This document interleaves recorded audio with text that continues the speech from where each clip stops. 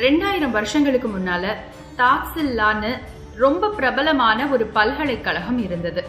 அந்த பல்கலைக்கழகத்துல படிச்சுட்டு சிறந்த மாணவன் பெயர் வாங்கின ஒருத்தனோட பேரு சித்திரபாலி. இந்த சித்திரபாலி தன்னோட படிப்பு முடிஞ்ச பின்னாடி மறுபடி தன்னோட சொந்த ஊரான பாடலிபுத்திரத்துக்கு வந்து சேர்ந்தாரு. அந்த சமயத்துல அங்க இருந்து ஆட்சி செய்தது மன்னர் சமுத்திரகுப்த மௌரியர். அவர்கிட்டதான் இந்த சித்திரபாலி வேலை செய்ய ஆரம்பிச்சாரு. இப்படி இருக்கும்போது ஒரு நாள் இந்த சித்திரபாலியோட வீட்டை கடந்து போனவங்க எல்லாருக்கும் ஒரு ஆச்சரியம் காத்திருந்தது.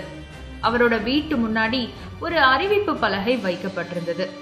சித்திரபாலி என்னோடு வாதாட வாருங்கள், வென்றால் நான் தருவேன் 1000 பொற்காசுகள், தோற்றால் நீர் தர வேண்டும் 2 மடங்காக, வருவீர் பெறுவீர் இல்லை கொடுப்பீர் அப்படிங்கிற அறிவிப்பு. அதாவது இந்த சித்திரபாலியோட யாரு வேணும்னாலும் வாதாட வரலாமா.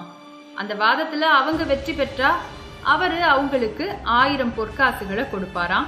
ஆனா அவங்க தோத்து போயிட்டாங்கன்னா அவங்க தான் இவருக்கு 2000 பொற்காசுகளா அத கொடுத்துட்டு போணுமா. இதுல வருவீர் பெறுவீர் இல்லை கொடுப்பீர் வேற. அந்த அறிவிப்பை பார்த்துதான் எல்லாருமே ஆச்சரியப்பட்டாங்க. ஆனா பாடலிபுத்திரத்துல அறிவாளிகளுக்கா பஞ்சம். நிறைய பேர் அவரோட போட்டி போட வந்தாங்க. ஆனா அப்படி வந்த எந்த புத்திசாலியாலையுமேங்க இந்த சித்திரபாலிய தோற்கடிக்க முடியல. வர்றதும் கலந்துக்கிறதும் 2000 பொற்காசுகளை இழக்கிறதுமாவே போயிட்டு இருந்தது. சில நாட்கள்லயே 1,00,000 பொற்காசுகளுக்கு அதிபதியானாரு சித்திரபாலி. ஆமாங்க, அவரோட அறிவு அவருக்கு சம்பாதிச்சு கொடுத்தது, அவரை செல்வந்தராவும் ஆக்குச்சு.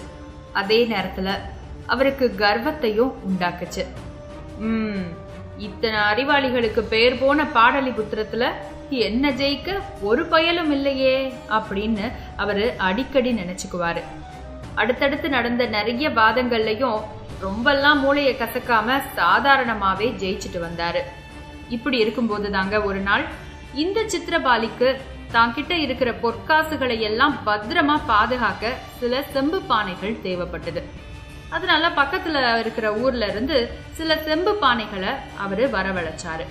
அந்த செம்பு பானைகளும் அவரோட வீட்டுக்கு ஒரு மாட்டு வண்டியில வந்து சேர்ந்தது. அந்த வண்டியை ஓட்டிக்கிட்டு வந்தவரு ஒரு வயதான கிழவர். அவர் கண்ணுல இந்த சித்திரபாலி எப்பவும் வச்சிருப்பாரு ஒரு அறிவிப்பு. அந்த அறிவிப்பு பட அவருக்கு மெல்லிசா சிரிப்பு வந்துச்சு. அதே நேரத்துல சித்திரபாலியும் அந்த பானைகளுக்கான காசை கொடுக்கறதுக்காக வீட்டுக்குள்ள இருந்து வெளியே வந்தாரு. சொல்லுங்க, நான் உங்களுக்கு எவ்வளவு காசு தரணும் அப்படின்னு இவர்கிட்ட கேட்டாரு. அறிஞரே, 3000 பொற்காசுகள் இல்லைன்னா கை நிறைய ஒரு தானிய மணி, கணக்கு போட்டு 2ல எது உங்களுக்கு லாபகரமானதோ அதை எனக்கு தாங்க அப்படின்னு பதில் சொன்னாரு அந்த வண்டியை ஓட்டிட்டு வந்தவர். சித்திரபாலிக்கு சிரிப்பு தான் வந்தது. நம்ம யாரு, எவ்வளவு படிச்சிருக்கோம், எதுவுமே தெரியாம நம்ம கிட்ட வந்து கணக்கு பேசுறானே இந்த கிழவன். பாரு, 3000 பொற்காசுகளுக்கு ஒரு கை நிறைய இருக்கிற தானியம் ஒண்ணுமே கிடையாதுங்கிற சாதாரண விஷயம் கூட தெரியல. சரி, நம்ம வேலைய பார்ப்போம் அப்படின்னு மனசுல நினைச்சுக்கிட்டாரு. கொண்டு வாருங்கள் கோதுமை மணிகளை அப்படின்னு தன்னோட வேலைக்காரங்களுக்கு உத்தரவு போட்டாரு. அடுத்த நிமிடமே அந்த வண்டி ஓட்டுறவரோட கைகள் 2ம் நிரம்புற மாதிரியான தானிய மணிகள் அவருக்கு கொடுக்கப்பட்டது. அதை பார்த்துட்டு அதிருப்தியோட நிமிர்ந்து பார்த்தாரு அந்த நபர். என்னையா, என்னை இப்படி ஏமாத்த பாக்குறீங்க?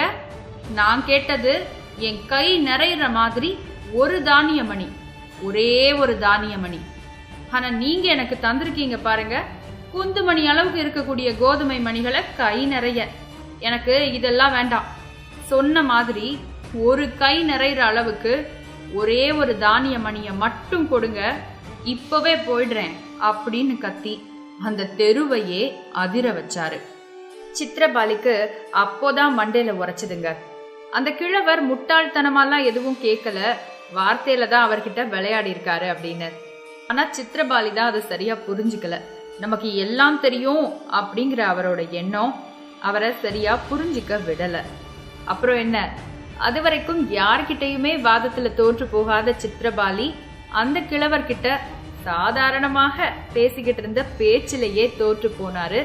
நமக்கு தான் எல்லாம் தெரியுமே அப்படிங்கிற எண்ணத்துல அவர் அஜாக்கிரதையா இருந்த அந்த ஒரு சின்ன தவறு அவர் அது வரைக்கும் சேர்த்து வச்சிருந்த பெயருக்கும் புகழுக்கும் கூட இழுக்கு ஏற்படுத்துச்சு. இன்னைக்கு இந்த கதையில வந்த சித்திரபாலிய மாதிரி தான் நம்மள நிறைய பேருக்கு சில நேரங்கள்ல கொஞ்சம் இந்த மாதிரி நமக்கு தான் தெரியுமே அப்படிங்கிற எண்ணம் ஏற்பட்டுரும். ரொம்ப நாள் ஒரு எக்ஸாமுக்காக ப்ரிப்பேர் பண்ணிட்டு இருக்கிறவங்க அது அவ்வளவு நாள் படிச்சிருக்கோம்ல தெரியும் அப்படின்னு நினைச்சிடுவாங்க. ரொம்ப நாள் ஒரு பிசினஸ் பண்ணிட்டு இருக்கிறவங்க நமக்கு இல்லாத அனுபவமா அப்படின்னு நினைச்சிடுவாங்க. ரொம்ப நாள் எதுலயாவது எக்ஸ்பர்ட்டா இருக்கிறவங்க சரி நமக்கு தான் தெரியும்ல பாத்துக்கலாம் அப்படின்னு நினைச்சிடுவாங்க.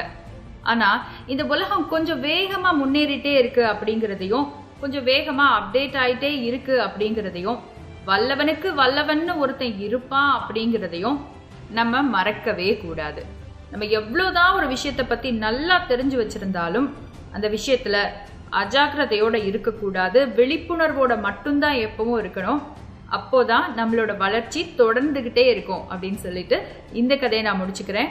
ஒருவேளை உங்கள யாராவது ஒருத்தர் ஏதாவது ஒரு இடத்துல இந்த தவிர செஞ்சிட்டு இருக்கீங்க அப்படின்னு சொன்னா இந்த கதை உங்களுக்கு அதை அறிவுறுத்திருக்கு அப்படின்னு சொன்னா எனக்கு மறக்காம கீழே காமெண்ட் பண்ணுங்க. இந்த கதை உங்களுக்கு உதவியாக இருக்கட்டும். இன்னொரு நாள் இன்னொரு கதையோட மறுபடியும் சந்திக்கலாம். அதுவரை உங்களிடமிருந்து விடைபெறுவது சபரி. நன்றி, வணக்கம்.